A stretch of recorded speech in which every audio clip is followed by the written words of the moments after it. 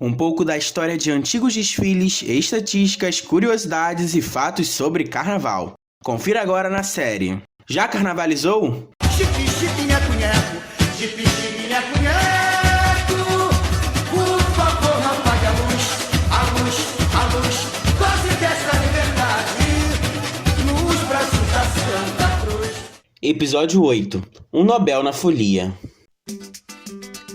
O Carnaval de 2022 vai ficar para sempre na memória de todos, por ter acontecido em abril. Um dos assuntos mais comentados nas redes sociais naquele carnaval foi da fala da Gabriela Prioli, quando disse que desfilar em escola de samba ainda faria dela uma mestranda da USP.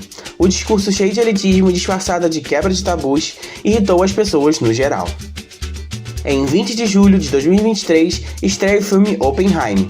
O filme é uma biografia de Robert Oppenheimer, considerado o pai da bomba atômica, e como ele liderava o projeto Manhattan para a construção da bomba atômica.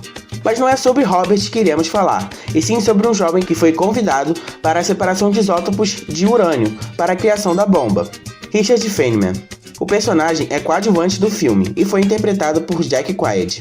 Mas ele é o personagem principal do vídeo de hoje, já que assim como ótimo físico, Richard também era um ótimo ritmista.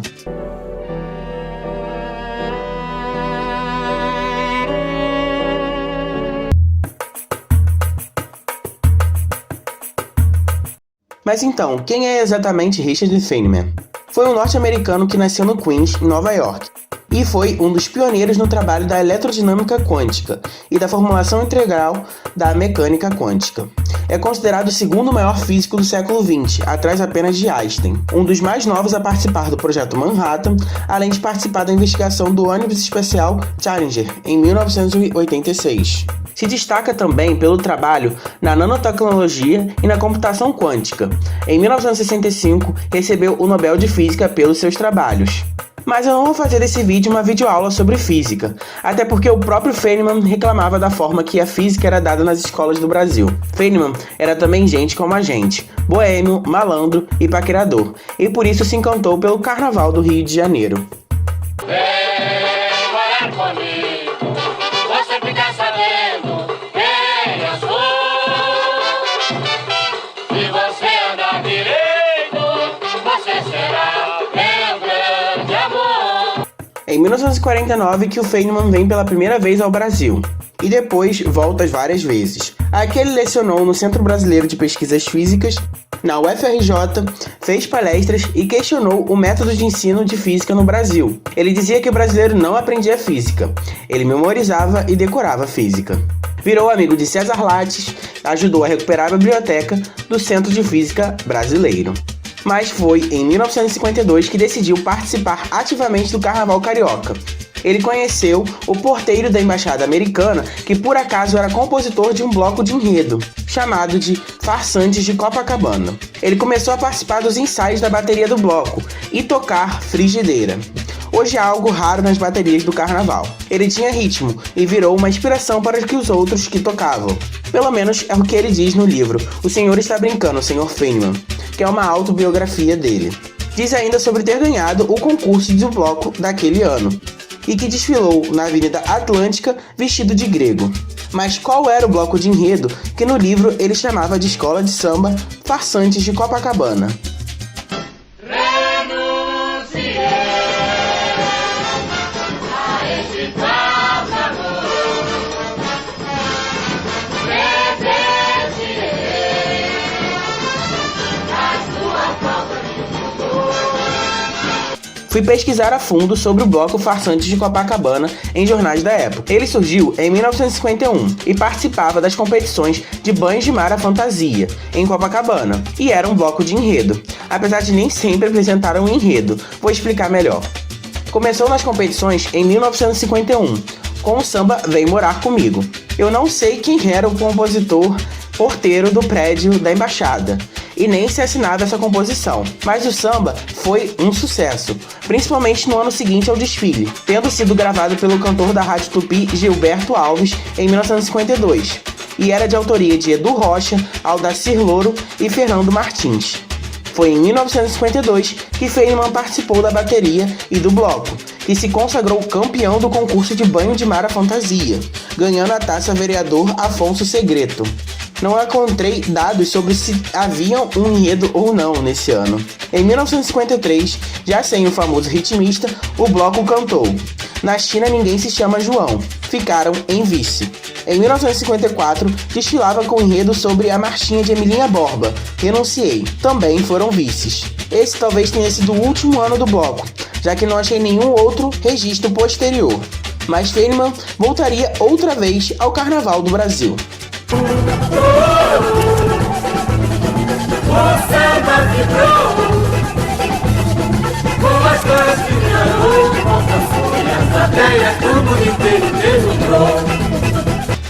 Foi em 1966 a última vinda do físico, que agora era famoso. Recém-ganhado o Prêmio Nobel, foi convidado pela Prefeitura do Rio. Agora ele já tocava cuíca e tamborim. Achei até em um jornal que ele disse que ia atrás dos farsantes de Copacabana, mas nem sei se eles ainda existiam. Nos jornais falavam que ele ajudou a fundar o bloco, mas nem ele se considera assim, e diz que só desfilou em 1952. Outra incongruência é de que sua fantasia seria de marinheiro e não de grego, pelo que eu vi na revista Fatos e Fotos do DF, de 1966. A entrevista dele ao Correio da Manhã, sem dúvidas, é um achado. Ele explica muitas coisas, como foi sua última estada no Rio de Janeiro. Ele disse que gostava da Mangueira e do Salgueiro. Na Mangueira, ele recebeu o título de folião número 1. Além disso, condenou nessa época a perseguição que a ditadura começava a fazer com os cientistas da época. Ele dizia: "O governo não tem o direito de influenciar nas ideias políticas de um cidadão, pois com isso impede o progresso do país." E ele ainda disse que a condição para a ciência existir é a liberdade. Agora, sobre o samba e o carnaval, ele disse que nos primeiros ensaios, um negro chegou e disse que era o americano de neve que estava fora do tom, e isso marcou ele. Mas aí eu penso, mas o livro dele não dizia que ele era um exemplo? Bem, eu não sei exatamente como que aconteceu essa questão do exemplo, até porque ele ensaiou por 1 ano, e pode ter melhorado ou inventado a história. Ou mesmo não era ele que estava errado, eram outras pessoas, só que sobrou pra ele, né? Na entrevista do jornal, ele disse que participaria do Baile da Glória de Copacabana do Teatro Municipal e veria os desfiles de escola de samba. Ele destacou principalmente o quão democrático o carnaval era. No fim, respondeu uma pergunta que a Gabriela Priori fez a si própria por ter diploma e que acha que lacrou. Por que um físico como ele desfilaria no carnaval e aproveitaria o carnaval?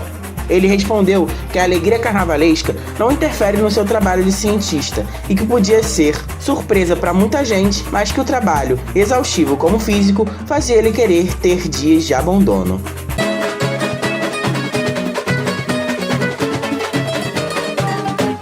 Carnaval, te amo, na vida és tudo pra mim. Em 1966, pode ter sido um tabu para o Brasil descobrir que o Nobel já tinha sido ritmista e desfilado no Carnaval Carioca. Mas será que existe esse tabu ainda em 2022? A ideia de que só os mais pobres podem curtir o Carnaval é de uma intolerância pesada e carrega um grande elitismo. O Carnaval sempre foi a festa do povo, a mais democrática, e Feynman aprendeu isso nos anos 50. Mas nunca é tarde para aprender, nem sobre física, nem sobre aproveitar o Carnaval.